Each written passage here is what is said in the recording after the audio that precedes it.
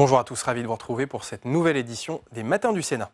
Souvenez-vous, après 3 mois de Tour de France à la rencontre des maires lors du grand débat national, Emmanuel Macron a fait plusieurs annonces, dont un projet de loi en faveur des élus locaux. Cette réforme est censée simplifier la vie de ces élus, souvent bénévoles et qui donnent du temps au service de leurs concitoyens. Le secrétaire d'État en charge des collectivités territoriales, Sébastien Lecornu, a dévoilé la semaine dernière aux sénateurs les grandes lignes de cette réforme. Je vous laisse les découvrir. Je considère vraiment que sur les questions liées aux collectivités territoriales, mais c'est pas tant le ministre qui parle, c'est surtout l'ancien maire et l'ancien président de conseil départemental, les vérités ne sont pas si évidentes à construire.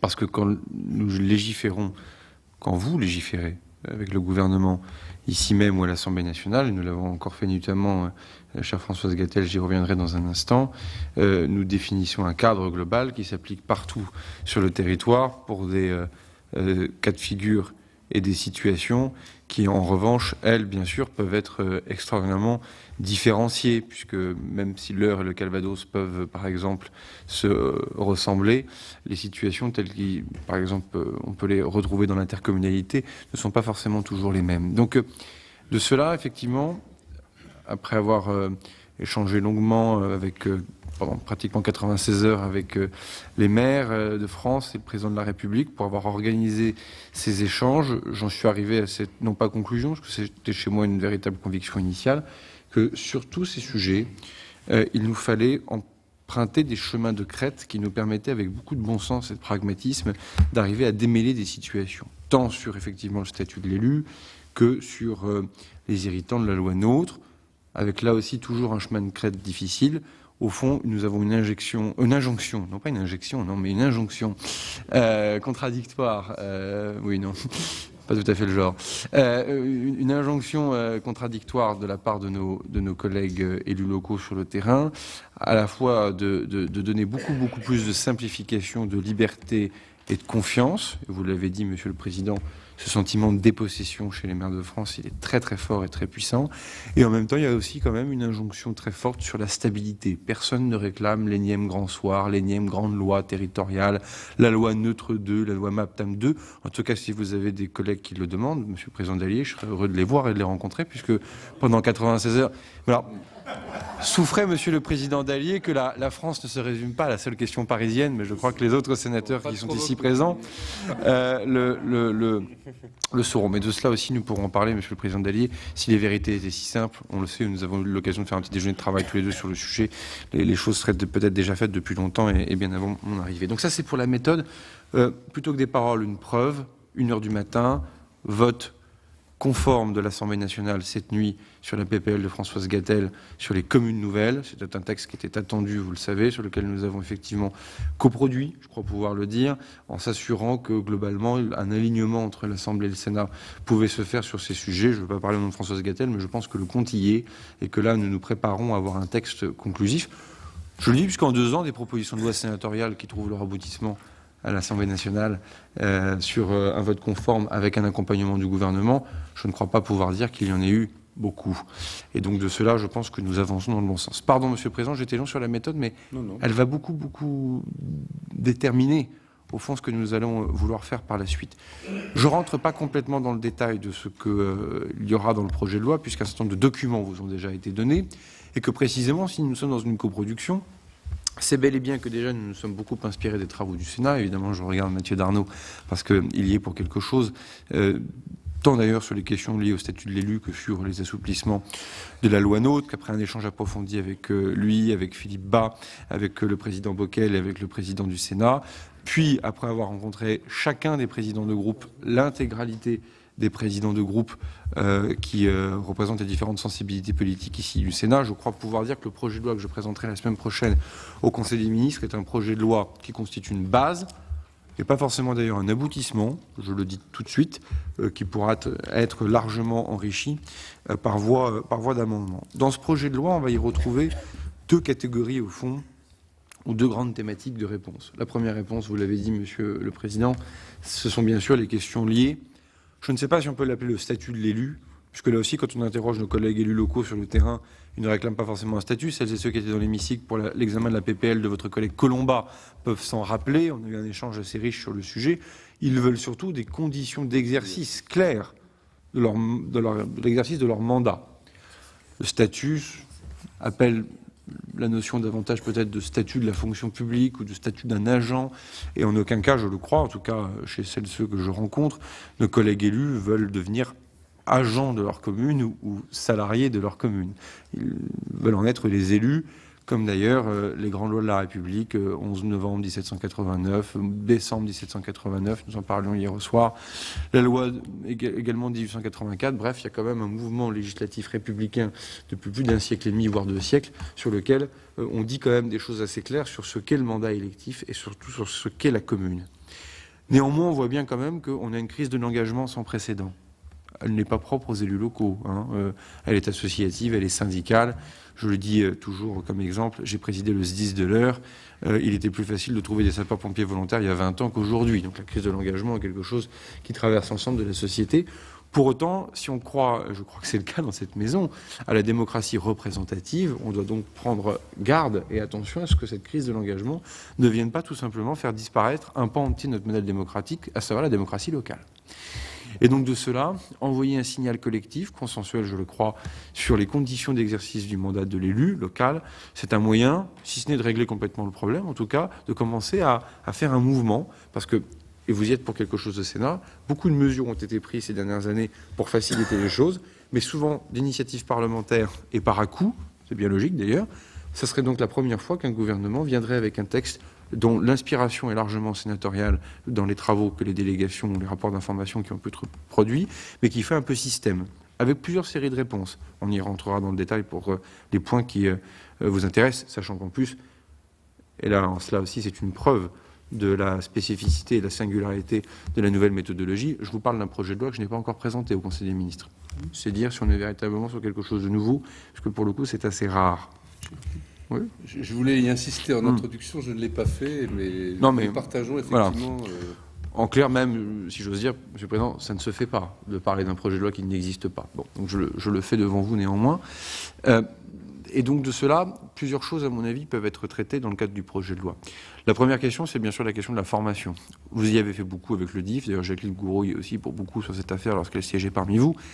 Il est très clair que cette question de la formation n'est pas aboutie parce que lorsqu'on est conseiller régional, conseiller départemental ou maire adjoint ou conseiller municipal, que sais-je, d'une très grande collectivité, le fait de se faire former est quelque chose qui commence à devenir non seulement c'est possible financièrement, mais en plus c'est possible culturellement. Je me permets d'évoquer cette question culturelle.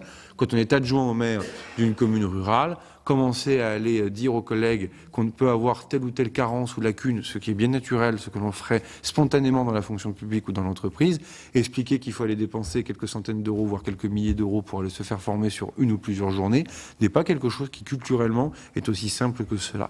Il faut donc complètement transformer le modèle de la formation dans notre pays, l'emmener jusqu'au bout, et notamment les travaux qui ont été initiés par Muriel Pénicaud avec le CPF récemment pour les agents et pour les salariés, doivent nous permettre de constituer un modèle où il n'y a pas de raison qu'un élu local ait moins de droits au fond à la formation qu'un salarié ou un agent de la fonction publique. Voilà typiquement une mesure très concrète, on pourra rentrer dans le détail. La deuxième des choses, vous l'avez dit, Monsieur le Président Bockel, c'est bien sûr la question indemnitaire, sur laquelle je remercie véritablement là aussi Mathieu Darnaud et quelques-uns de ses collègues pour la qualité de l'échange. Le chemin de crête, là aussi, est clair, et vous en savez quelque chose. PPL 2015 contre PPL 2016, nos collègues élus, à la fois souffrent d'une difficulté à trouver une indemnisation adéquate, et en même temps, en aucun cas, ne font ça pour l'argent. En aucun cas, on le sait. S'ils le faisaient pour l'argent, ça se saurait. Et donc là, vous avez aussi des situations et des disparités territoriales très très fortes. Vous avez tout un tas de collègues qui ne souhaitent pas porter leur indemnité au maximum. Tant parce que ça peut peser sur le budget de la commune, mais aussi parce que parfois, politiquement, ils ne le souhaitent pas. Et j'ai envie de vous dire, on ne peut pas faire libre administration des collectivités territoriales d'un côté, puis de l'autre côté, commencer à dire bon. Donc de cela, après avoir là aussi une séance de travail importante avec le président Barouin, je crois que travailler sur des mesures d'assouplissement de seuil constitue déjà une sérieuse, solide base pour commencer. Un maire d'une commune de 485 habitants aura le droit à 600 et quelques euros d'indemnité par mois au maximum. Au maximum, il peut faire moins. Un maire d'une commune de 505 habitants, puisqu'il y a un seuil à 500, comme vous le savez, qui aura, à mon avis, sensiblement, on le sait tous, il aura la même vie quotidienne en tant que maire dans sa commune. Lui peut prétendre une indemnité maximum jusqu'à 1200 ou 1100 et quelques euros. Bon, considérer qu'il n'y a qu'un fait dans le milieu rural et que ce fait constitue un seuil unique et travailler sur les seuils me semble déjà être un sérieux bon début. Deuxième chose, pareil, sur la capacité à organiser les indemnités au sein de la collectivité, plus de souplesse.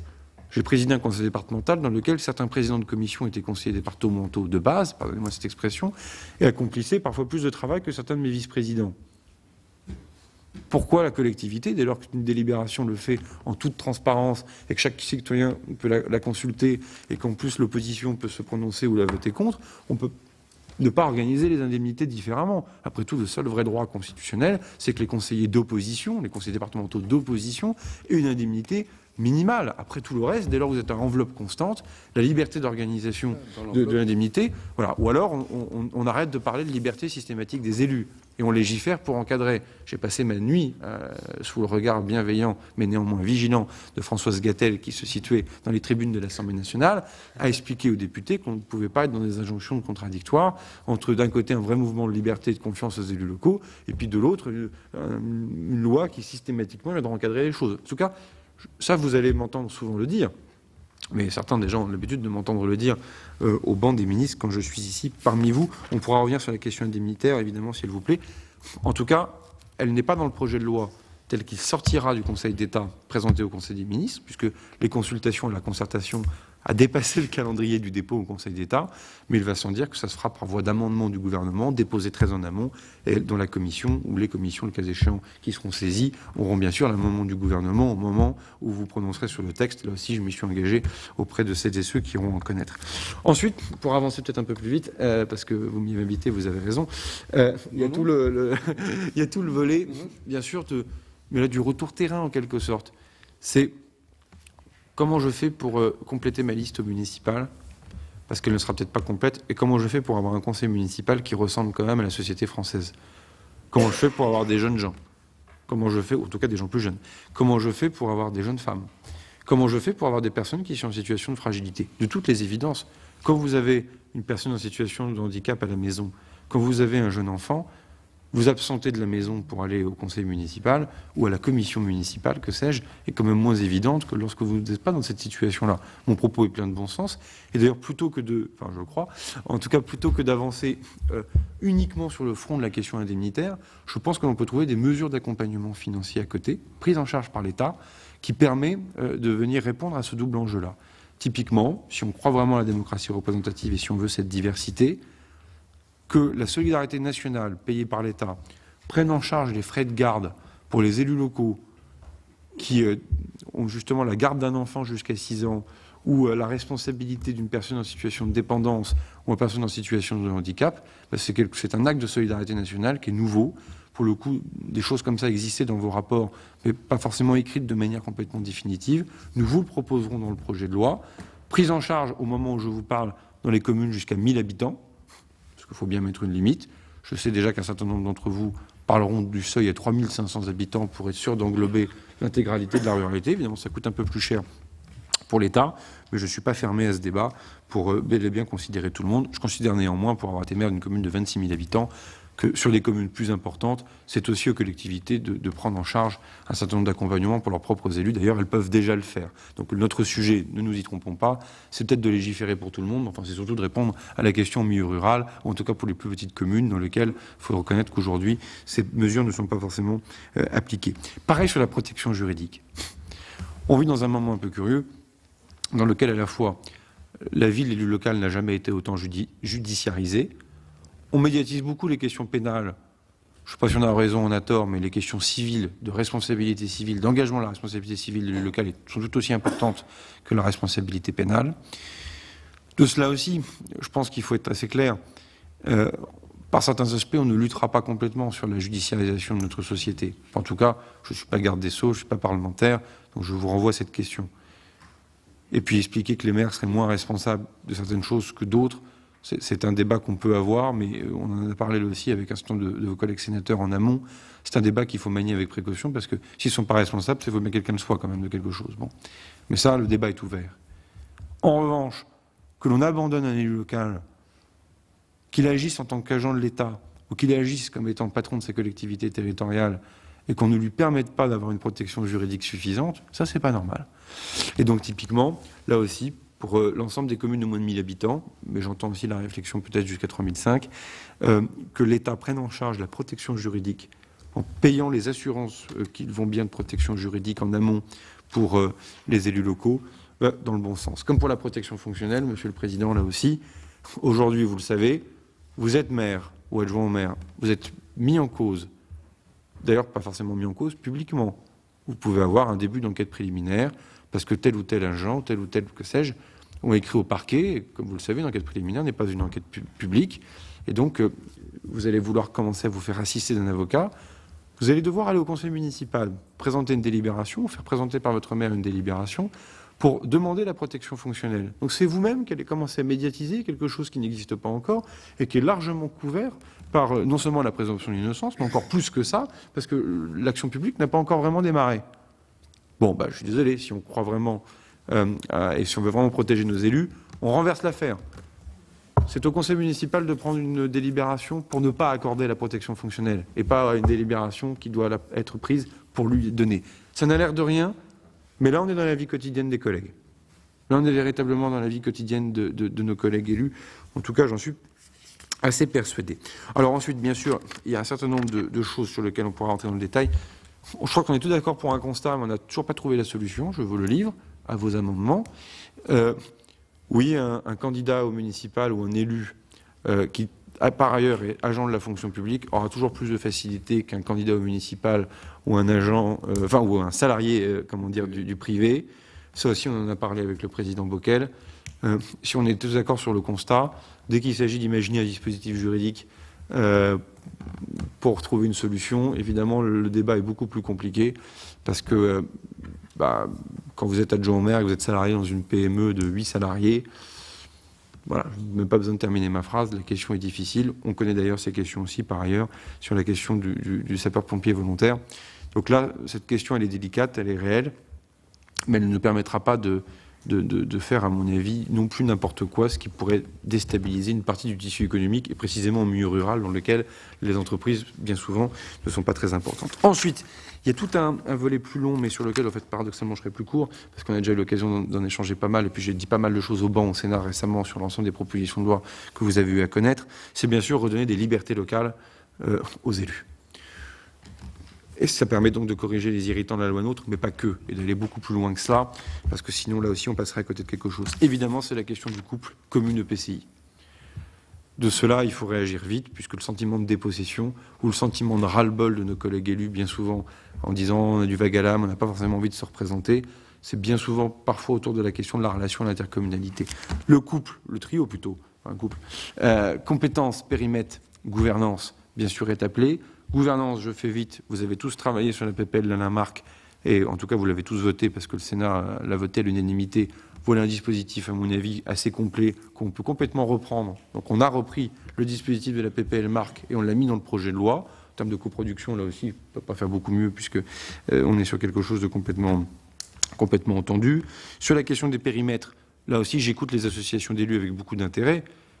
On peut tous regretter les intercos telles qu'elles sont issues de la loi NOTRe, pour autant se relancer dans un grand ramdam du schéma intercommunal à l'échelle nationale en 2022 n'est souhaité par personne. Et on comprend pourquoi d'ailleurs, parce que de nouveau c'est la boussole à la DGF qui se remet à tourner, enfin on est reparti pour un tour. Le sénateur Guéné connaît bien ces questions aussi pour avoir été rapporteur de ces sujets-là encore en loi de finances. Donc là il faut permettre une stabilité, mais il faut permettre des corrections là où il y en a besoin. Typiquement les procédures dérogatoires pour les sorties de communes dans les comités de communes qui aujourd'hui fonctionnent plutôt bien, c'est pas possible pour les comités d'agglomération, nous le proposons pour les comités d'agglomération. Reste le cas effectivement, pas tant des métropoles, mais en tout cas des communautés urbaines ou métropoles, mais je ne pense pas forcément à celle de Paris, encore que je posais la question, Monsieur le Président Dallier, où là, pour le coup, au moment où je vous parle, il n'y a pas de dispositif clair, il n'y a pas de dispositif dans le projet de loi, mais là aussi, je me suis engagé encore hier soir auprès des différents députés franciliens, notamment des Yvelines, sur les questions liées à une communauté urbaine en particulier, après avoir entendu France Urbaine, la DCF et l'AMF, à regarder ce que nous pouvons faire. Mais le niveau d'intégration des communautés urbaines rend évidemment la question du mouvement des périmètres un peu différente. pour des raisons d'intégration fiscale, etc. Tout ce que vous savez, parce que vous l'avez voté depuis des années, où évidemment il ne s'agirait pas de faire n'importe quoi. Ensuite, sur les compétences, évidemment, il y a la question désormais célèbre de l'eau et de l'assainissement, sur lequel nous avons, je crois, trouvé la bonne solution, tenant compte aussi des interco XXL, pour trouver une solution qui réponde aux deux enjeux, l'enjeu de liberté, mais l'enjeu aussi de volume, et qui est aussi un enjeu de lisibilité sur la dimension écologique. Secrétaire d'État à l'écologie, j'ai piloté les assises de l'eau. C'est quand même curieux d'avoir un pays dans lequel il y a autant de fuites d'eau, dans lequel il y a des disparités de prix de l'eau, dans lequel, enfin, on ne fait pas que bien sur l'eau potable, j'entends d'ailleurs, plus que sur l'assainissement, pour être complètement précis. Bon, de cela aussi, avoir un principe de lisibilité en disant le PCI est propriétaire, au sens juridique, de cette compétence, ce qui permet d'ailleurs à n'importe quelle association ou n'importe quel agriculteur de savoir qui est responsable de l'adduction en eau potable sur un territoire, n'est pas forcément une mauvaise chose en soi. En revanche, expliquer à un collègue maire qu'à sa régie d'eau depuis 150 ans qui fonctionne bien, ou à des collègues qui ont fait un bout de syndicat d'eau qui fonctionne très bien, que maintenant c'est fini, il faut que tout le monde rentre chez soi, me paraît effectivement quelque chose qui, à mon avis, ne correspond pas du tout à ce que nous souhaitons faire. En tout cas, vous le dites depuis un bout de temps, je dois bien le reconnaître. Et donc de cela, nous allons vous proposer la délégation.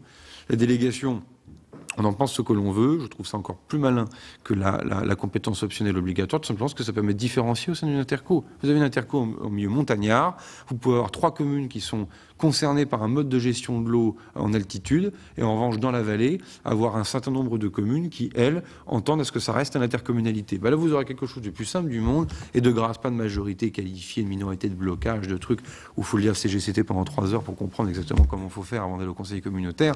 Non, quelque chose de simple. Le PCI est responsable de cette compétence. Si elle souhaite la subdéléguer dans toute ou partie du territoire à un tiers pour organiser cette compétence sous sa responsabilité et sous son contrôle, et ben là on aura quelque chose de souple et on aura véritablement fait quelque chose de girondin. Ensuite, j'avance désormais encore plus vite, un certain nombre de choses sur le renforcement du pouvoir de police des maires. Là, pour le coup, c'est le rapport d'un député, le député Fauvert, qui, comme vous le savez, a été le patron du RAID, qui s'est beaucoup penché sur les questions liées au pouvoir de police des maires. C'est aussi quelque chose qui est vraiment très attendu après le grand débat. Bon nombre de maires prennent des arrêtés de police et ne sont pas forcément suivis des faits. Et parfois, on ne peut pas en vouloir aux forces de l'ordre, je le dis comme je le pense, sur des problèmes d'élagage sur une voie communale, que les gendarmes ne puissent pas passer tous les jours pour rendre exécutoire l'arrêté de police en question. Je pense qu'on peut tous le comprendre, en tout cas moi je le comprends. Et on le sait très très bien, beaucoup de nos collègues maires réclament que l'on puisse, entre guillemets, rendre plus coercitifs leurs arrêtés de police, notamment avec l'amende administrative, qui est quelque chose qu'on le connaît bien en droit, mais aujourd'hui elle est bloquée en général au niveau préfectoral, elle n'est pas possible de la descendre au niveau municipal. Là typiquement c'est une mesure qui est attendue, je le crois, c'est une mesure de responsabilisation des élus, je crois qu'ils le souhaitent, donc ça nous permettra d'avancer sur ces sujets. Monsieur le Président, j'en ai pratiquement terminé, je pense également que nous serions incomplets sur cette loi sans travailler sur les effets de seuil, et de cela le législateur a à dire, mais également le pouvoir réglementaire. Agnès Pannier-Runacher, ma collègue secrétaire d'État, fait un boulot assez remarquable en ce moment sur les questions des marchés publics. 25 000 €, tout le monde pense ou dit que c'est la faute de l'Europe. En Irlande, c'est 135 000 €, c'est le même droit européen. Bon, donc après, il y a des enjeux constitutionnels, avec le Conseil d'État qui est vigilant. Mais là aussi, pour la plupart des communes de France, rehausser légèrement le seuil, c'est déjà un irritant ou une vie quotidienne complètement allégée. Pour le coup, je n'y suis pas pour grand-chose. C'est vraiment Agnès Pannier-Runacher qui s'accomplit de cela. Pareil pour des montants, par exemple, de prise en charge de subventions. Vous savez, vous avez aujourd'hui une église qui menace ruine. On va vous expliquer, en tout cas au maire, maître d'ouvrage, ah oui, mais 80% de subvention maximum. Si l'église est complètement classée, le préfet peut déroger, mais s'il y a que les vitraux ou le tabernacle, le préfet ne peut pas déroger. Bon, on est sur des choses que d'ailleurs la mission de Stéphane Bern sur le loto du patrimoine a largement montré. Là aussi, pouvoir dérogatoire du préfet. Conseil départemental de l'Aude, inondation. Des boulangeries sont dévastées, enfin des commerces sont dévastés dans des villages. Il faut faire de l'aide à la trésorerie en urgence. Loi NOTRe. Le conseil départemental ne peut pas verser une aide à la trésorerie. Qu'est-ce qu'on a fait courageusement ? On a laissé le président du conseil départemental voter des subventions de la trésorerie et j'ai demandé au contrôle de légalité à l'époque de fermer les yeux. Franchement, je l'ai fait parce que c'était une situation de crise. C'est pas raisonnable. je vous propose de permettre, en cas de catastrophe naturelle, le rétablissement sous condition par le préfet de la clause de compétence générale dans des cas très précis qui permet aux départements, notamment dans les régions les plus rurales, de là aussi trouver des solutions rapides. Vous voyez, ce ne sont pas des mesures qui sont forcément spectaculaires si on les prend une par une, mais qui, mis bout à bout, correspondent bien à ce que vous entendez dans vos départements respectifs, à mon avis, en fin de semaine, quand vous allez à la rencontre des différents élus. Je me tais, Monsieur le Président, j'ai été au final trop long, mais je souhaitais que vous ayez globalement le parfum et la tonalité, la saveur globale de ce projet de loi. Non, vous n'avez pas été trop long, c'était très bien, et dans cet esprit également très, très pragmatique qui caractérise votre démarche et que je veux saluer avant de passer la parole aux collègues qui se sont déjà inscrits, à commencer par Mathieu Darnaud. Je voudrais dire simplement, après vous avoir écouté, que oui, vous avez raison sur la question des propositions en matière de régime indemnitaire. Et c'est des choses qui ont été évoquées, y compris dans des séminaires de fin de session de groupes politiques, n'est-ce pas, Françoise? C'était le cas dans notre groupe. La question de l'effet de seuil, elle se pose. Hein, et comme vous l'avez vous-même évoqué, pour moins de 500, plus de 500. Hein. Sur la question du risque pénal, mais vous le savez, dans le gros travail que nous avons fait, nous avons un chapitre consacré à cette question, nous avons été, après une table ronde, certains s'en souviennent, très approfondie, avec des sachants, des juristes, etc., extrêmement prudents. Hein, car nous avons conscience de l'importance de l'égalité du citoyen devant la justice. Mais on peut à la fois être extrêmement prudent et, comme vous l'avez dit vous-même, trouver des pistes, et notamment celle de la défense. Enfin, dernière remarque, ce que vous avez dit sur les salariés, enfin les élus salariés dans le privé. C'est vrai que, bon, il y a déjà des mesures qui existent. C'est vrai que chaque fois qu'on va aller un peu plus loin, comme on le dit pour la Constitution, il faut le faire avec une main tremblante parce que le mieux peut être l'ennemi du bien, parce que avoir trop de protection, c'est risquer de ne plus être embauché ou réembauché.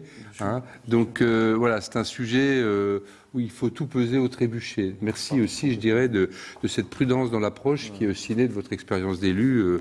Ça, nous l'avons à l'esprit. Mathieu Darnaud, puis Françoise Gatel, et je poursuis. J'ai noté Dominique Delège, François Bonhomme et Antoine Lefebvre. J'ai bien sûr Philippe Dallier. Bien sûr Philippe Dallier. Pardon Philippe. Mathieu. Merci Monsieur le Président. Monsieur le Ministre, merci pour ces propos et d'avoir su trouver le chemin de l'inspiration sénatoriale. Moi j'ai 4 sujets très, très succincts et très rapides. Le premier, s'agissant de la question des indemnités, au fond, bien sûr, et nous l'avions évoqué lors de l'examen de la PPL Colomba il y a quelques semaines ici même, la difficulté, c'est à la fois la nécessité, et vous l'avez rappelé, pour ceux des élus, des maires, des communes les moins densément peuplées, notamment de cette strate entre 0 et 500 tout particulièrement, mais jusqu'à 3500. Et la difficulté, on l'a bien touché du doigt ici au Sénat, c'est de faire en sorte qu'ils reviennent aux conseils municipaux de fixer cette indemnité. Parce qu'on sait que pour les maires, notamment avec les budgets contraints et parfois largement, quand je dis contraint, même restreint, la difficulté que ça revêt pour un maire, pour un conseil municipal, de fixer notamment au regard des nouveaux seuils l'indemnité, signe des temps. Ça n'est jamais quelque chose qui est populaire, combien même il est évident qu'il faut rehausser ce niveau d'indemnité, encore une fois, notamment sur la première des strates. Le deuxième point, j'entends ce que vous dites s'agissant notamment du couple et de la relation intercommunalité-commune du fameux bloc, au sein du fameux bloc communal. Je fais mien vos propos lorsque vous dites qu'aujourd'hui, la difficulté, c'est de trouver ou de faire en sorte que l'on ait des dispositions qui soient de nature à satisfaire l'ensemble des territoires. Évidemment, alors, sans revenir sur le principe de différenciation territoriale, sur la différence majeure qu'il peut y avoir d'appréhension. On l'a vu d'ailleurs avec la mise en application de la loi NOTRe. On voit bien aujourd'hui qu'il y a besoin, selon moi, et c'est peut-être la réponse qu'il faut trouver, plus de liberté dans la répartition, dans la ventilation des compétences. Moi, je le dis de façon très nette. Je trouve qu'aujourd'hui, cette intégration forcée des compétences de la commune vers l'intercommunalité, à l'époque on parlait de carotte DGF, là on a un peu la carotte CIF entre guillemets, ne va pas dans le bon sens. Et ne va pas dans le bon sens. Et aujourd'hui, et c'est peut-être ce qui manque à ce texte, au stade où il est, enfin de ce que nous avons connaissance, il manque peut-être cette dose de liberté qui serait de nature à satisfaire autant. Je prends souvent l'exemple du Maine-et-Loire, ce département qui a finalement divisé son nombre de communes par 2, avec beaucoup de communes nouvelles, des périmètres intercommunaux largement élargis, certaines intercommunalités se transformant en communes nouvelles, chère Françoise Gatel. Eux demandent à ce qu'il y ait moins de compétences obligatoires et qu'on puisse finalement discuter des compétences qui reviendraient pour les compétences de proximité à la commune et celles qui sont plutôt stratégiques, qui doivent revenir à l'intercommunalité. Et finalement, on peut aussi penser que cette ventilation ou la capacité qu'il serait offert aux intercommunalités et aux communes d'avoir un pacte qui redéfinisse de façon plus libre les compétences serait de nature aussi à satisfaire d'autres territoires beaucoup moins intégrés et dont on sait qu'il n'est pas toujours aisé de transférer les compétences à l'intercommunalité. Et je pense très sincèrement aujourd'hui que quand on interroge, et je l'ai fait dans tous les territoires de France pour le rapport que j'ai eu à rendre avec la commission des lois, on s'aperçoit que c'est peut-être ce qui est à l'origine, le premier sujet du fameux spleen des maires, parce qu'on a le sentiment qu'ils ont été dépossédés et que cette voie très intégratrice ne leur permet pas d'ajustement, notamment sur les compétences qui seraient de nature à répondre aux aspirations de leurs concitoyens en proximité. Troisième sujet, j'ai cru qu'entre la première mouture et l'évolution, il y avait quelques dispositions qui avaient été supprimées. S'agissant des normes, on a fait beaucoup de travaux autour des normes, notamment avec le président pour essayer d'accompagner avec la collaboration étroite et précieuse du Conseil national d'évaluation des normes. Je crois que c'est le bon véhicule législatif pour qu'on évoque les normes, parce que c'est là aussi une contrainte très forte qui est largement rappelée et qui pèse de façon très importante sur les finances des collectivités. Enfin, dernier point, s'agissant de l'eau et de l'assainissement, là, c'est pas une remarque, c'est plutôt une question, parce qu'au final, et d'ailleurs, c'est cette solution que nous avions évoquée, et là, j'ai vraiment un regret, c'est que nous n'ayons pas pu aboutir plus tôt sur cette question-là, mais on va être pragmatique et on va avancer. Est-ce que aujourd'hui, la solution qui est proposée permettra, parce qu'en réalité, le vrai problème, il concerne le financement, notamment de l'eau potable, et on observe que la plupart des commissions DETR ont dû prendre en compte la problématique du financement de la compétence eau, ce qui n'était pas nécessairement, son objectif initial. Est-ce que aujourd'hui, le fait de subdéléguer, enfin de déléguer à une commune, la compétence restant intercommunale, rendra éligibles les communes qui auront la délégation de l'eau? Parce que ça, c'est un vrai sujet. Moi, je viens d'un département où l'eau est peut-être la question prioritaire aujourd'hui avec la santé, et les élus sont très attentifs à ce sujet-là parce qu'ils ont peur d'être mis à l'écart des financements de l'agence de l'eau, et donc on ne résoudrait rien avec un seul aménagement législatif. Voilà. Merci, Monsieur le Président. Merci, Mathieu, de ce rappel aussi de nos travaux. Françoise Gatel.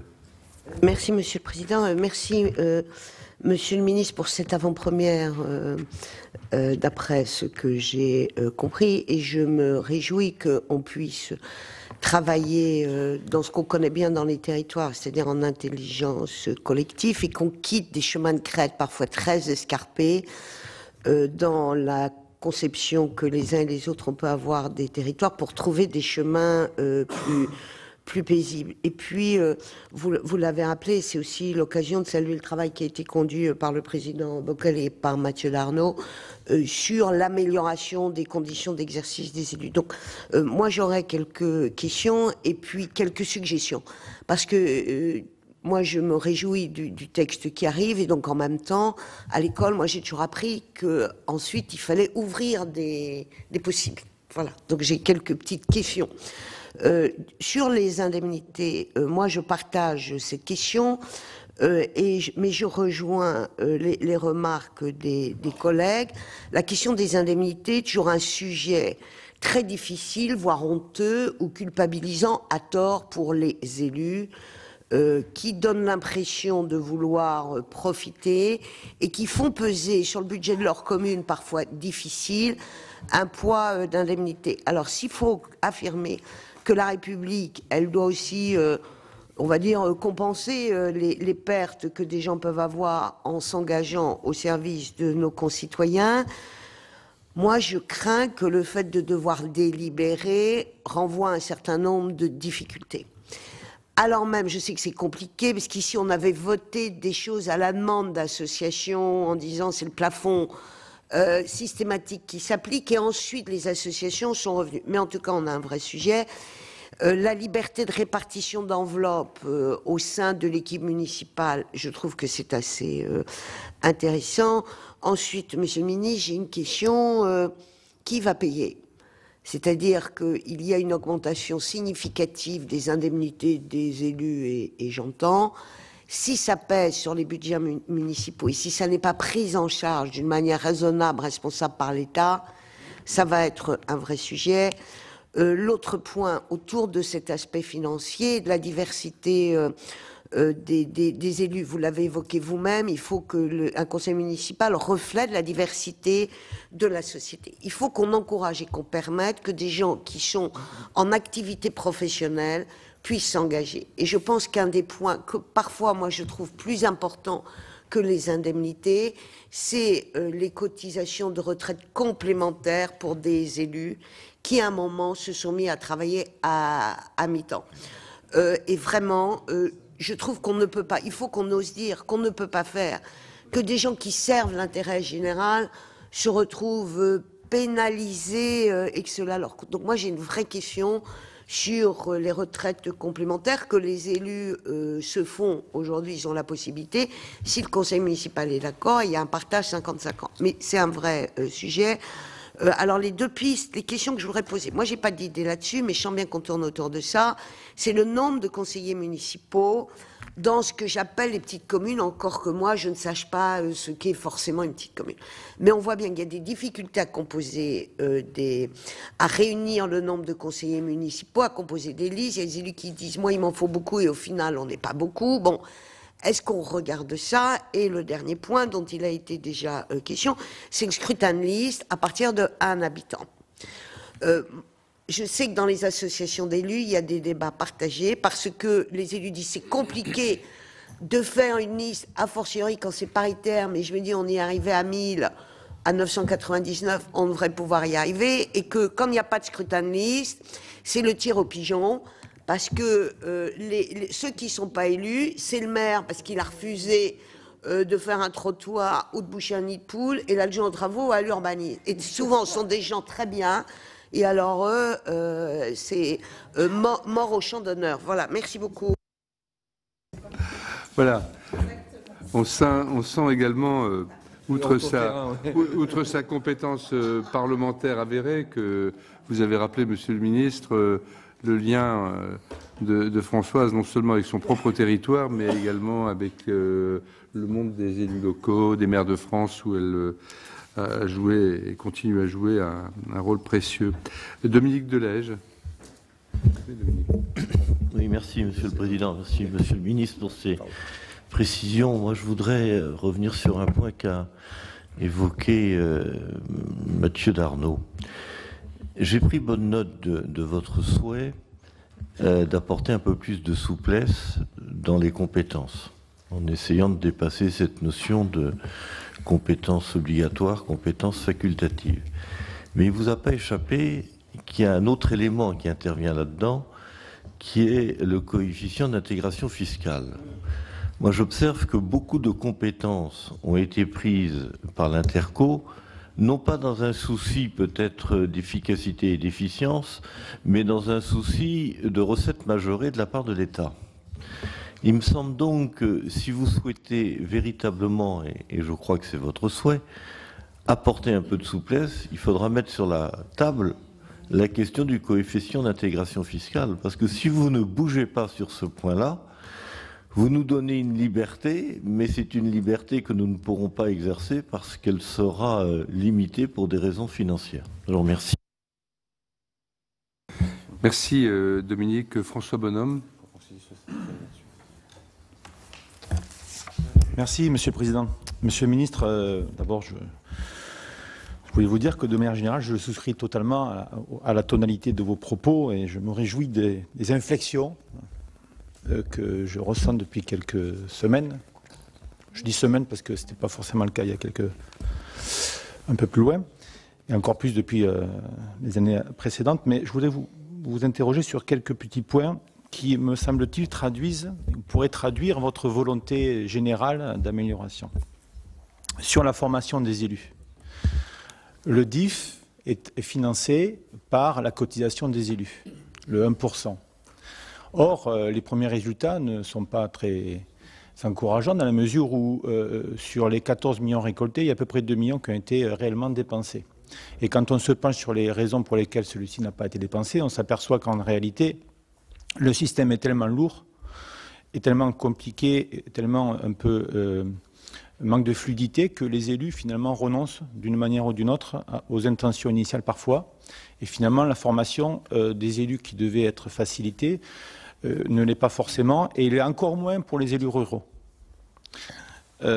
Donc déjà, que la Caisse des dépôts thésaurise les 14 millions accumulés chaque année pour en dépenser que 2, c'est une question, mais surtout du point de vue de l'objet même de ce dispositif, on peut s'interroger. Ensuite, concernant les indemnités, je souscris évidemment à vos propos et je crois que c'est un sujet qu'on doit aborder de plein pied, même s'il est délicat, même s'il est difficile, mais il vaut mieux traiter la question les yeux dans les yeux, si j'ose dire. Il n'empêche que pour l'eau et l'assainissement, on a quand même un souci dans la mesure où à partir du 1er janvier 2020, les vice-présidents et les présidents de syndicats mixtes dont le périmètre est supérieur à celui des EPCI dont ne pourront plus percevoir d'indemnité à partir du 1er janvier, et c'est vraiment la traduction sournoise de la logique intégratrice qui prévaut depuis la loi NOTRe sur les questions de compétences eau et assainissement. Alors vous avez repris l'argument de dire les fuites d'eau, parce que c'était l'argument de la DGE qui a nourri tous les ministres et secrétaires d'État qui sont allés dans l'instrument de torture pour obliger la logique intégratrice de se mettre en œuvre. La fuite d'eau, je suis désolé, un petit syndicat, si on compare les fuites d'eau avec un grand syndicat ou une grande n'a pas de sens dans la mesure où on ne tient pas compte de la configuration du bassin hydrogéologique. Il est évident que quand on a un énorme réseau peu dense sur un grand territoire et un réseau très dense, dans un territoire très urbanisé, on n'a pas les mêmes taux de rendement ou de fuite. Donc, tirer de cet argument-là l'idée qu'il va falloir faire des grands ensembles, je trouve que c'est une confusion que parfois on alimente volontairement parce qu'on veut une logique intégratrice, mais je crois qu'elle est dommageable et qu'elle ne traduit pas la réalité territoriale. Or, donc la question est la suivante, entendez-vous revenir sur cette possibilité, parce qu'on va avoir une vraie césure à partir du 1er janvier 2020 entre ceux qui pourront prétendre à des indemnités pour une mission et d'autres non, à cause de ce dispositif-là. Le troisième élément, c'est sur la protection fonctionnelle. Je vous ai entendu dire que vous regrettiez effectivement la suspicion qui pèse sur les élus lorsqu'ils sont mis en cause, et on sait aujourd'hui qu'avec des assemblées de citoyens toujours éclairées évidemment, il est facile de mettre en cause, mais la logique de mise en cause et la logique judiciaire n'est pas la même. Il n'empêche que votre proposition de protection fonctionnelle, je m'interroge. Hein, vous disiez qu'il suffirait simplement que ça serait au conseil municipal de prendre une délibération pour ne pas accorder la protection fonctionnelle, afin de ne pas justement réalimenter la suspicion, mais de toute façon, je vois mal comment le conseil municipal, d'abord ça aurait le même effet, probablement, et après, ça voudrait dire que le conseil municipal serait informé d'une manière ou d'une autre d'une action publique qui serait déclenchée par le procureur. Là, je vois mal concrètement comment ça pourrait éviter ce que vous regrettiez ou dénoncez. Parce que si c'est le conseil municipal qui doit prendre l'initiative pour ne pas déclencher la protection fonctionnelle, c'est bien qu'il y a eu quelque chose qui l'a pu le déclencher. Donc je ne vois pas concrètement comment ça peut aussi éviter ce dispositif. Et le troisième élément, dernier élément, c'est sur la post-représentativité, la représentation la post-représentativité. Le président de la République, à travers le grand débat, a repris à son compte l'idée de tirage au sort. Alors, tirage au sort en matière de transition écologique, et apparemment les 150 citoyens qui étaient annoncés ont le plus grand mal à être recrutés pour des raisons qu'il est facile d'imaginer, mais accréditer et alimenter et conforter l'idée que des citoyens seraient autant ou aussi éclairés et aussi légitimes que ceux, lorsque le sort les aurait désignés, que ceux qui auraient été désignés par le suffrage universel, je crois que c'est vraiment affaiblir le fondement même de notre démocratie tout court, dans la mesure où la représentativité est quand même le socle de notre démocratie. Et quoi qu'on en pense du point de vue de la dite modernité, je crois que c'est affaiblir d'une certaine façon aussi la démocratie représentative et les élus par ce fait. Merci beaucoup François. Sur ce dernier point, moi je fais aussi partie de l'ancien monde et c'est vrai que ces questions de démocratie participative. L'ancien monde, c'est Athènes. Merci, c'est une belle référence. Non mais bon, écoutez mes chers amis, on va très bien s'en sortir. On a du temps, on a encore 6 inscrits. Il faut juste que comme l'ont fait ceux qui sont déjà intervenus, on rythme ça bien de manière à ce que on ait un temps pour le ministre avant son départ. Il partira un peu après 10 heures, vous voyez, donc on essaie de gérer ça à la fois tranquillement et au mieux, quoi. Hein. Donc, Philippe Dallier. Merci, Monsieur le Président. Peut-être vais-je être un peu sévère, Monsieur le Ministre. Pas vis-à-vis de vous, parce que je pense sincèrement que vous êtes the right man at the right place. La seule question, c'est quelle est la marge de manœuvre politique que vous avez véritablement ? Et cette question, plus le temps passe, et plus elle m'inquiète, parce que j'ai le sentiment que la réponse à ma question, c'est qu'on va aller vers de l'eau tiède. On va aller vers de l'eau tiède. Je ne sais pas qui a trouvé la formule revenir sur les irritants de la loi NOTRe et MAPTAM, mais les irritants, je cherche encore ce que ça veut dire. Et ça irait plutôt dans le sens de ma crainte de voir effectivement retoucher à la marge ce qui ne fonctionne pas ou fonctionne mal. Moi, je pense que le mal est bien plus profond que ça. Alors peut-être que nous avons commis ici au Sénat, les élus locaux, effectivement une erreur en disant on veut plus de Big Bang, parce qu'effectivement on avait vécu des périodes assez compliquées. Mais finalement, en ayant dit cela, qu'est-ce qu'on va faire finalement au bout du compte ? Et d'ailleurs, je me demande, quand on va parler de différenciation, jusqu'où on va aller ? Parce que si on ne veut pas faire de Big Bang, mais si on veut, la différenciation, elle me semble quand même porter en elle la possibilité d'aller relativement loin pour adapter les choses au territoire. Donc voilà, la question que je me pose, c'est jusqu'où est-ce que nous sommes capables d'aller et est-ce que nous n'allons pas commettre l'erreur ? Alors effectivement, on sera à 6 mois des municipales, mais ce que nous ne ferons pas à l'automne, on ne fera plus rien avant la fin du quinquennat. Et puis c'est reparti pour je ne sais combien de temps derrière. Donc est-ce que nous n'allons pas commettre là une erreur politique que nous allons traîner assez longtemps ? Le sentiment je ne vais pas dire désespérance des élus, ça serait peut-être un peu trop fort. Ne croyez pas, Monsieur le Ministre, et puis mes chers collègues, qu'il ne concerne que les élus des petites communes rurales, etc. Je vous assure, je l'ai déjà dit plusieurs fois ici à la délégation, les conseillers municipaux des villes de 30-40 000 habitants, dans des EPT de 400 000, dans une métropole de 7 millions et dans une région de 12 millions, ils ont le même sentiment de dépossession, ce sentiment d'inutilité, etc. Et vous devez y répondre également.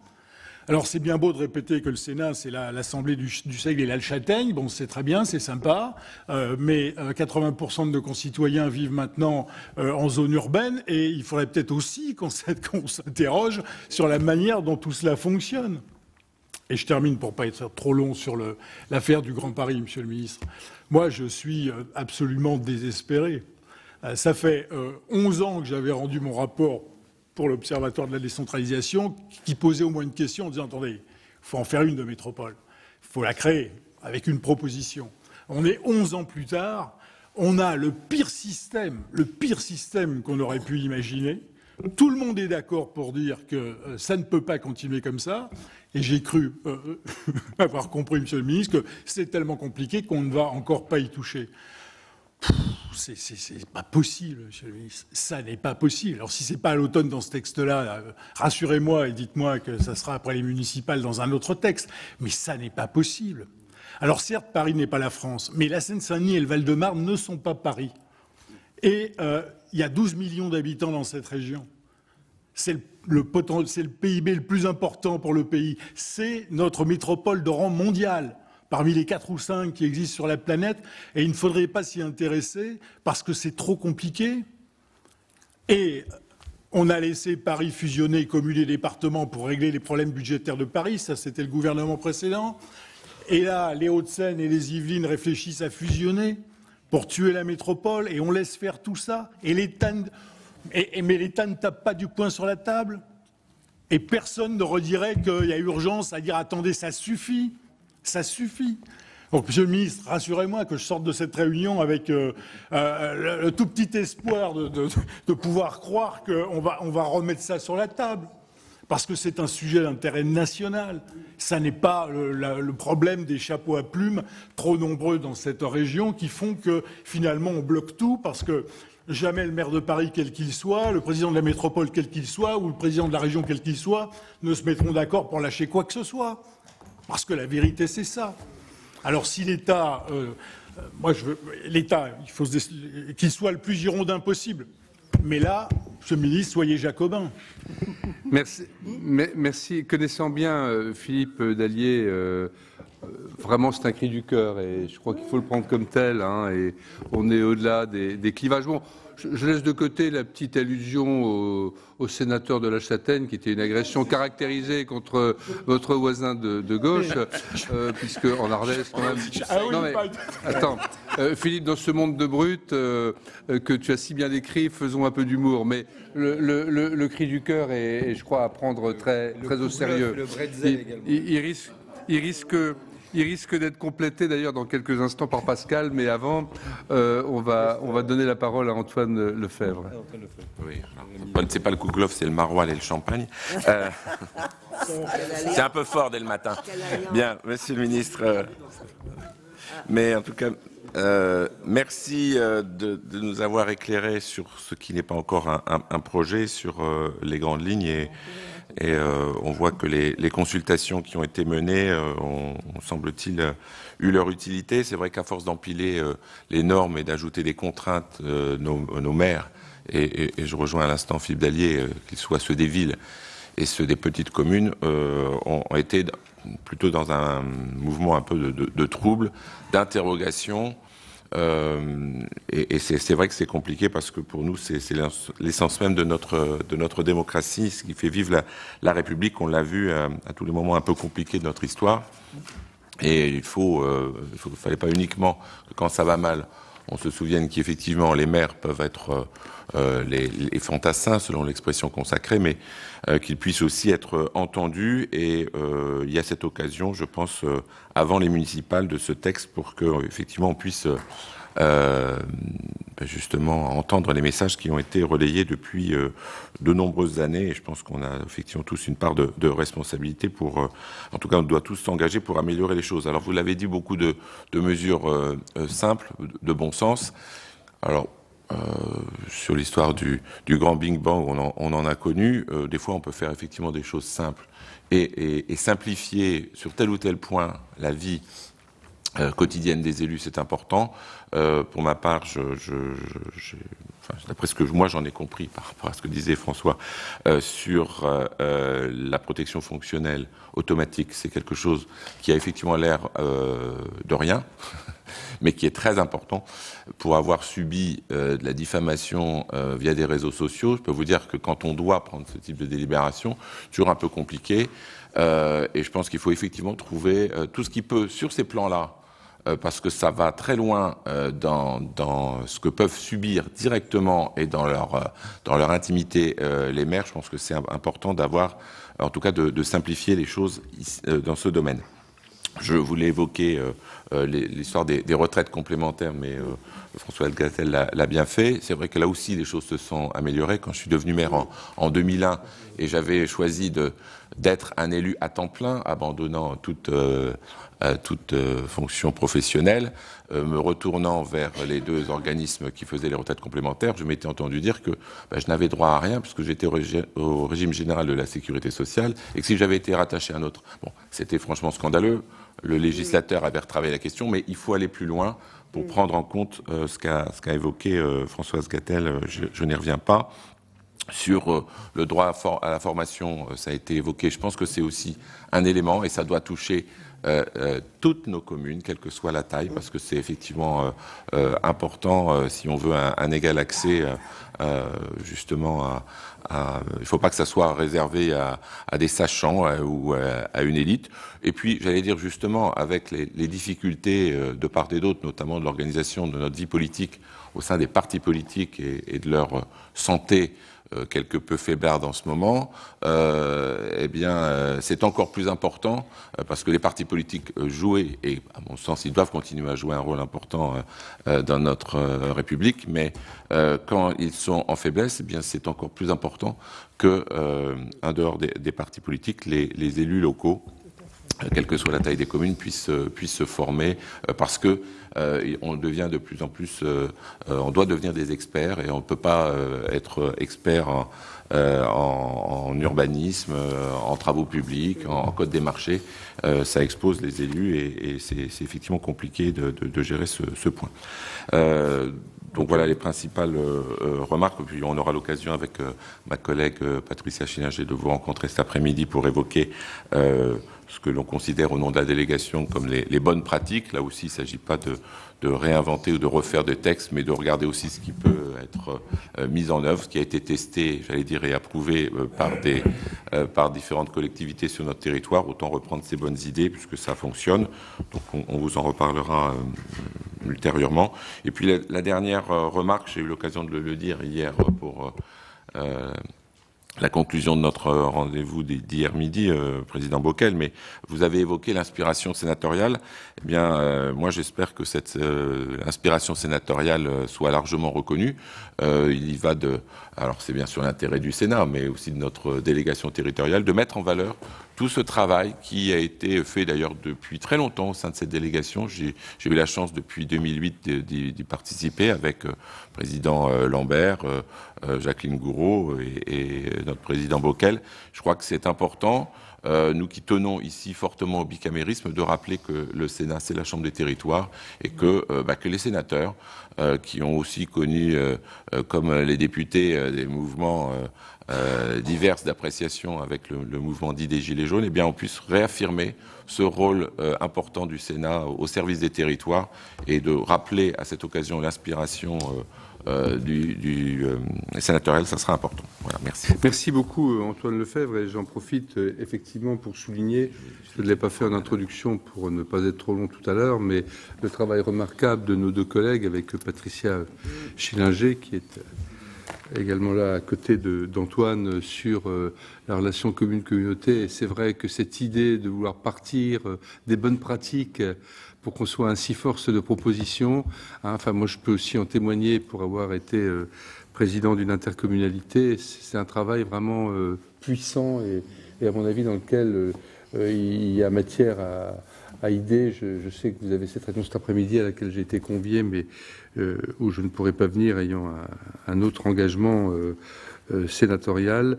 Mais j'attends beaucoup effectivement de l'échange que vous aurez. Merci Antoine de l'avoir rappelé. Alors 4 collègues sont encore inscrits, donc on essaie de tenir pour laisser un peu de temps au ministre pour nous répondre. On se reverra. Bien sûr. Pascal Salvoldelli. Merci. Pascal. Merci, Président. Moi, ce que je recherche, c'est de votre part un élément de cohérence et d'unité de votre projet de loi avec l'ensemble du mouvement des réformes que vous engagez. Et dis ça, c'est pas un esprit polémique. Bon, voilà. Je pense que les élus, dans leur diversité de situation, de sensibilité politique, ils aimeraient quand même avoir des éléments de cohérence. En gros, vous assumez une question, quand même, le mot proximité, dont acte, pas de problème. Engagement. Là, ça va amener quand même un peu de débat politique, le mot engagement. Et là, quand même, on a un projet de loi où il y a des éléments de consensus. Moi, je souligne, je suis assez d'accord, sur la fonction, la valorisation du cas de la fonction d'élu. On a la question de la libération et la question du financement. Et là, on demande tous une réponse. Voilà. Donc ça, c'est pas une situation de blocage. Il faut apporter la réponse sur délibération et financement. Mais après, c'est sur le reste, parce que, écoutez, enfin là, c'est pas une question de majorité et d'opposition.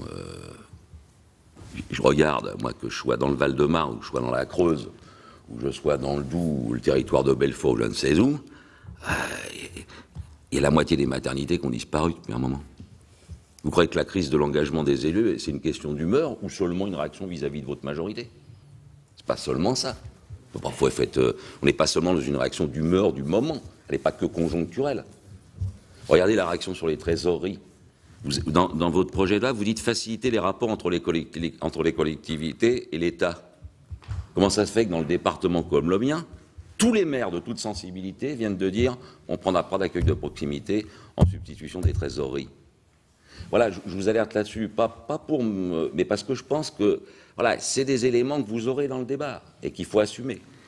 Après, moi, je me pose des questions aussi, c'est sur la question de la différenciation territoriale et les compétences des collectivités.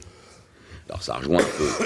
Il ne faudrait pas qu'on soit pris comme arrogant ou prétentieux, que ce soit Philippe Dallier ou moi, etc. Là, on ne tape pas sur la table, il n'y a pas une humeur, mais c'est quand même un élément d'attractivité de la France, de sa compétitivité, de sa place, y compris en économie. Là, on parle de 14 millions de gens, vous voyez, on parle d'une économie, on parle du tourisme, on s'en félicite tous, les rentrées sont là, bon, etc., etc. Moi, je vous avoue que je me pose des questions sur cette différenciation territoriale. Je crains, et donc il faut nous donner des garanties qu'il puisse y avoir une concurrence qui va s'exacerber entre les communes et les intercommunalités si on développe trop la différenciation. Et moi, je veux savoir votre opinion et une prise de parti de votre part. Est-ce que le département est le niveau qui a su prendre en compte, je ne dis pas ça à l'ancien président du département, mais est-ce qu'il a su prendre en compte ce qu'on appelle la singularité et la différenciation? Moi, personnellement, je pense que oui. Je pense qu'on a une histoire. La France, elle a des atouts quand même. On est à la fois, des fois, dans des éléments de conflit d'idées, mais on a des atouts. Vous parliez tout à l'heure de l'eau en haute montagne, dans la vallée, etc. Moi, je peux vous dire que je suis dans un département, quand vous êtes au sud, au nord, il y a des différences notables. Moi, je pense que... Donc, quelle est la place du département dans les évolutions portées par le gouvernement? Même si ce n'est pas directement dans le projet de loi, mais il y a bien un moment, vous comprenez qu'il y a un moment, voilà. Est-ce qu'il fait de l'intercommunalité, le département? XY, je ne parle pas de son choix, son exécutif politique. Merci Pascal. Vous êtes quelques-uns à être revenus sur les indemnités. Je crois entendre le consensus qui tombe dans l'oreille, à savoir on lutte contre des effets de seuil qui n'ont plus raison forcément d'être. On garde le principe de liberté. Là, pour le coup, il y a des sensibilités différentes qui se sont exprimées. Enfin, je le rappelle que quoi qu'il arrive, il y a toujours une délibération au début du mandat, tout simplement que normalement le payeur, si ça fonctionne bien, le payeur ne veut pas virer de l'argent sur le compte en banque d'un particulier dans notre pays s'il n'y a pas eu une base avec une délibération pour le faire, hein, quelles que soient les collectivités. Donc déjà, de toute façon, il y a un acte positif qui existe déjà pour des raisons comptables. Donc il faut garder ce principe de liberté. Et 3, monsieur le sénateur Guéné, de ce que j'en sais, mais ce n'est pas dans ma partie du projet de loi de finances, il n'est pas question de revenir en arrière sur ce qui a été imaginé en matière de fiscalité des indemnités. Donc j'entends que globalement, dans cette délégation, travailler sur un seuil unique entre 0 et 3500 habitants constituerait une piste que le gouvernement pourrait proposer et qui pourrait trouver une forme d'assentiment. Qui paiera, pour le coup, sans langue de bois, évidemment les collectivités concernées. C'est déjà une situation qui est aujourd'hui disparate, parce que c'est très méconnu, mais la fameuse DPEL, qui n'est pas la dotation la plus connue de l'État, mais enfin, elle existe. Cette dotation, elle permet aux communes de moins de 1000 habitants de payer les indemnités, mais attention, avec un critère important. Les communes de moins de 1000 habitants ayant un potentiel financier faible.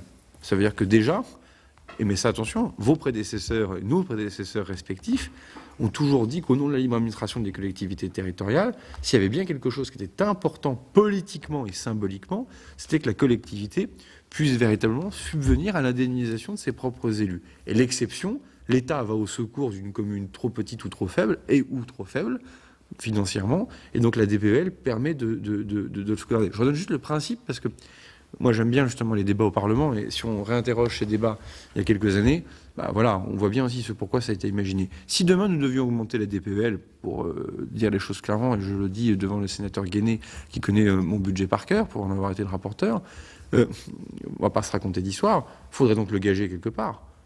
Gager de la DSIL ou de la DETR pour augmenter les annuités des élus, je vous pose la question. Je crois deviner la réponse. Donc je pense que déjà ce chemin de crête qui permet d'avancer sur les seuils permettra ensuite à chaque collectivité d'organiser les choses. On pourra avoir le débat, bien évidemment, en séance. Sur les compétences, je pense que la délégation sur le assainissement est quand même un sérieux virage. Alors, la délégation en CGCT existe déjà, comme vous le savez, ce qui permet aussi de reparler de la subsidiarité qui existe, mais pas de manière complètement complète. Et ça me permet aussi de vous répondre, Madame la sénatrice, des sujets aussi trouveront leur sens et leur corps dans la loi de décentralisation. Typiquement, entre départements et régions, on souhaite plutôt le réserver à là. Et pour cause, ça me permet aussi de répondre monsieur le sénateur du Val-de-Marne, qui lui aussi, comme moi, aime les départements.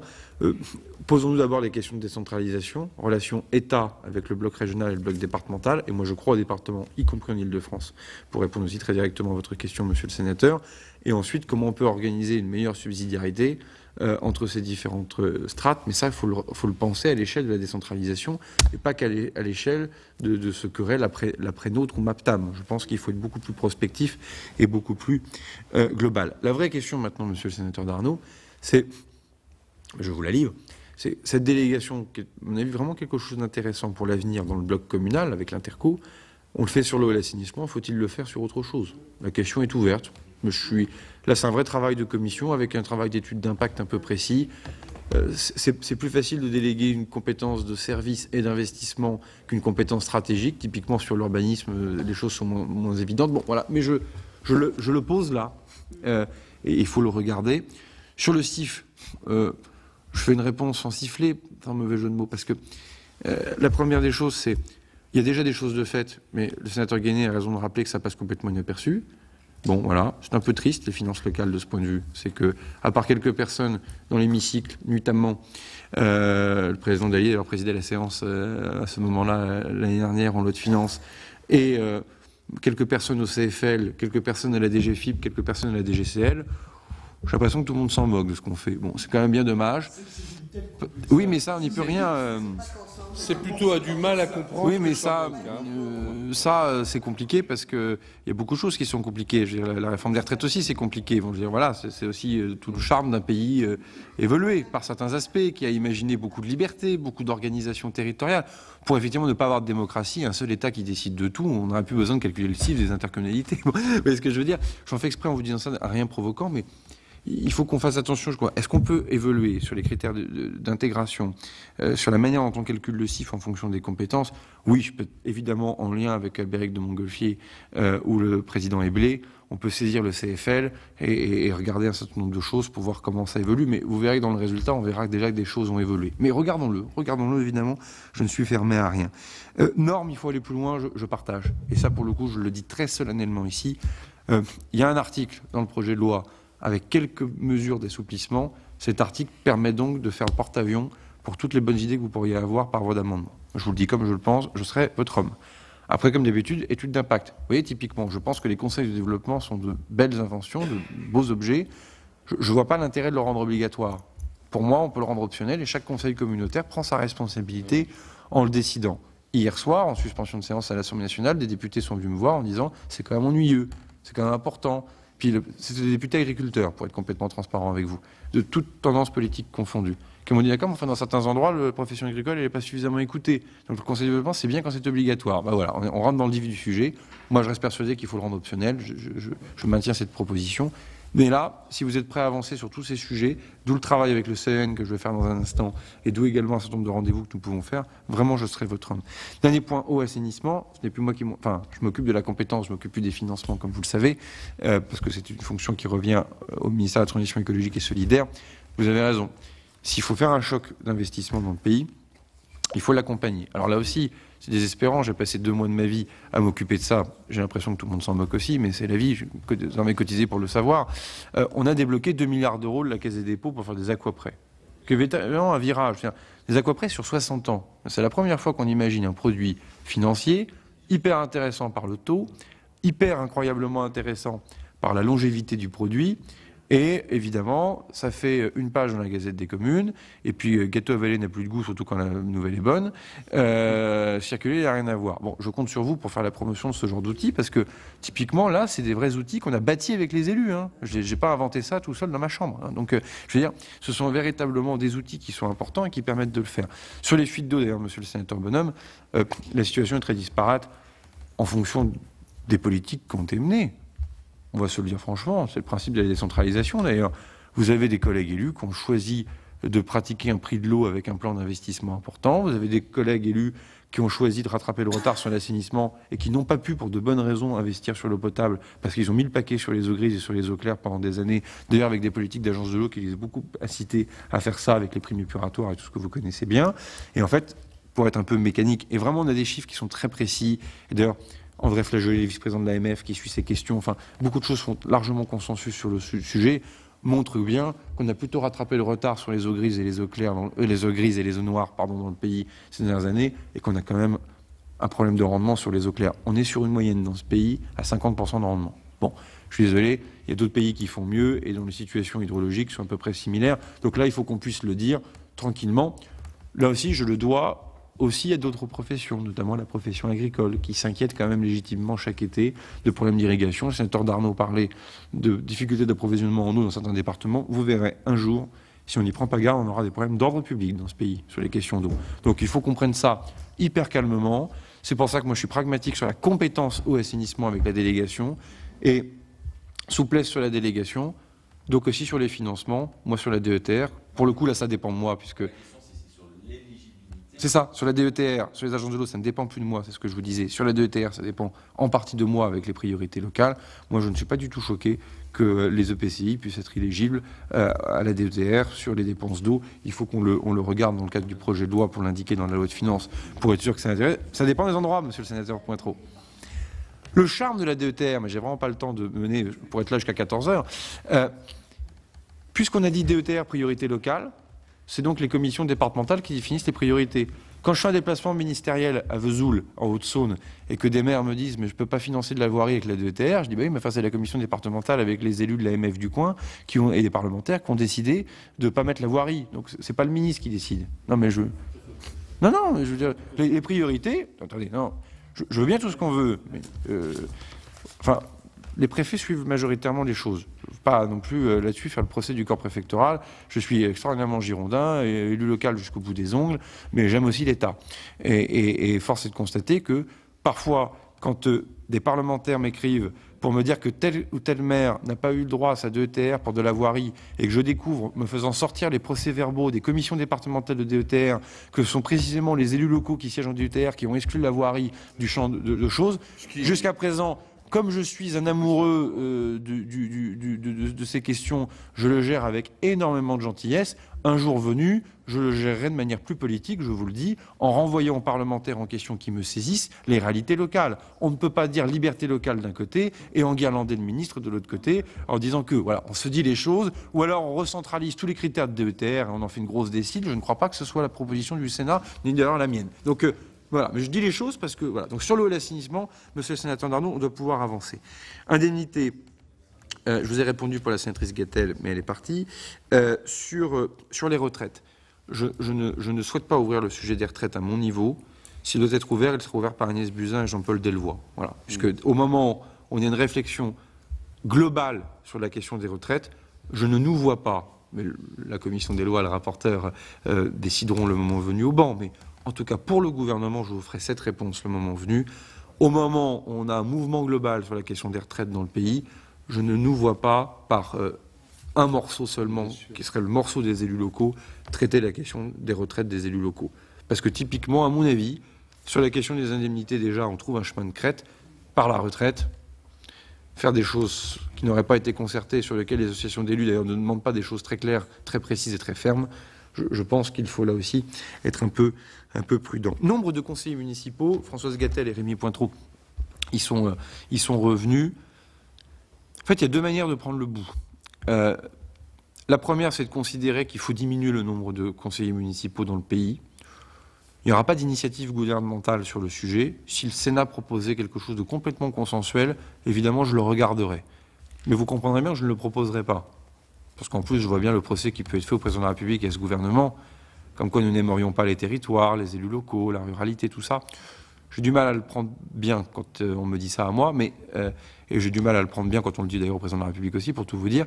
Après, s'il y a un consensus dans l'hémicycle large, complet, total, pour dire qu'on peut le traiter, j'ai discuté avec la présidente Éliane Assassi il y a peu de temps, j'ai échangé avec un certain nombre. Je ne suis pas certain que le consensus soit si évident.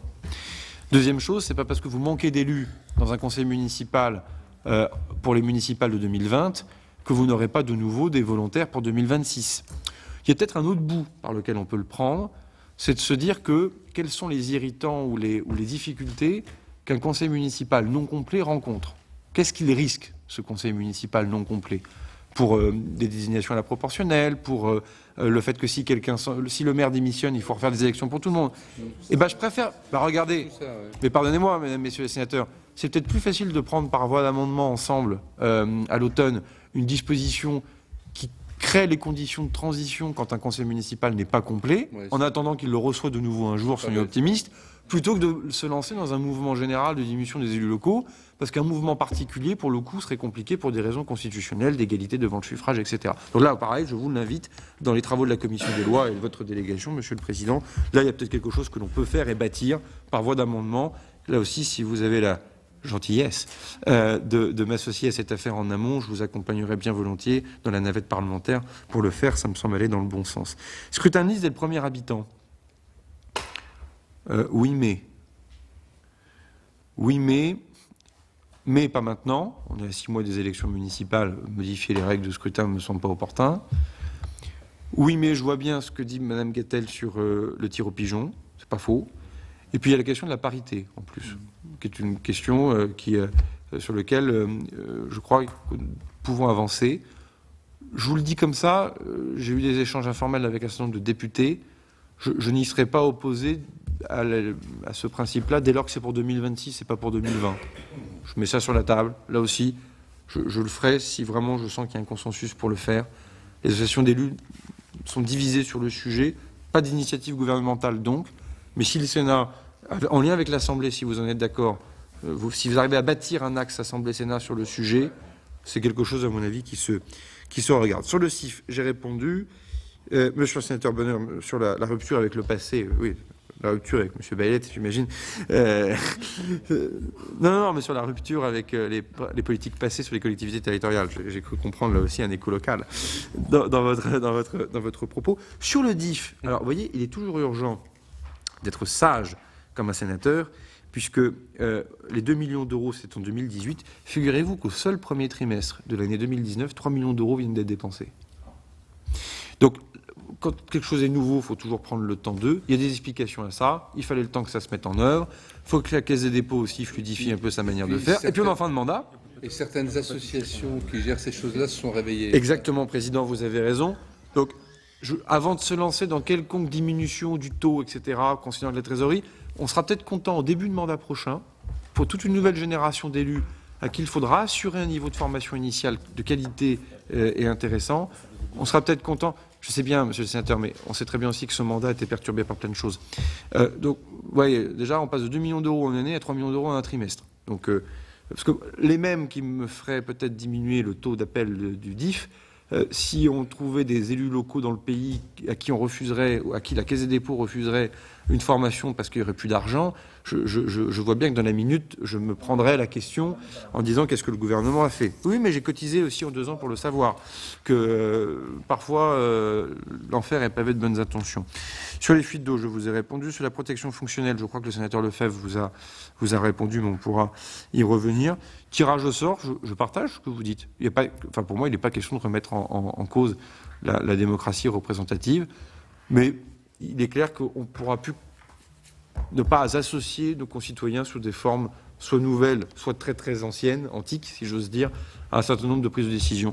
Visiblement, quand on décide d'une trajectoire carbone pour décarboner les déplacements dans ce pays, quand on le fait avec un gouvernement qui propose une disposition au Parlement, après elle est votée ou elle n'est pas votée, on voit bien que dans l'acceptation sur les questions écologiques, par exemple, dans l'opinion publique, ça ne suffit pas.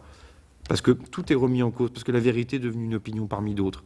Parce qu'on peut aller chez le médecin, mais on regarde quand même sur doctissimo.fr si quand même quelqu'un n'a pas fait une contribution qui est plus savante que ce qu'un médecin a pu produire au bout de 10 ans d'études. Qu'est-ce que vous voulez que je vous dise ?